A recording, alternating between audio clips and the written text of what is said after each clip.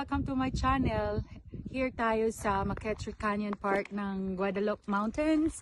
And we're gonna go hiking about 3 hours. So, let's watch our short video about our first time hiking here in Texas. Yoo! Yung photographer namin at si Ms. Nardo, yung timekeeper kung kailan kami mag-snacks. Okay, ito ang ating mga essentials for fall hiking.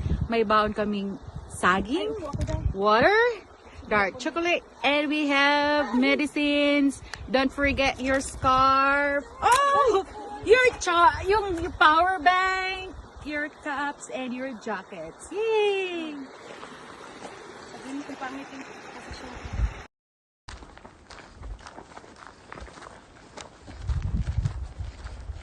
Ganda oh.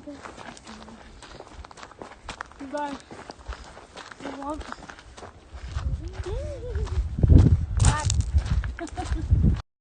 Hi, welcome back to my channel. So, we're not yet on the summit of the McKettrick Canyon. Okay, along the way, makikita tayo ng mga maple tree. Wala na silang mga dahon. Na ano na sila, nalaglag na. Oh, the beauty how things you gonna let go. And ito na lang yung natira natin sa maple tree. But there's still a lot of beauties here, like this one and some the river. Yeah, it's nice. It's gonna be like relaxing. Okay, so we're almost there. And so far, ito yung pinakamaganda nating nakitang mga maple tree na magaganda yung mga kulay. Yeah, look at. Okay.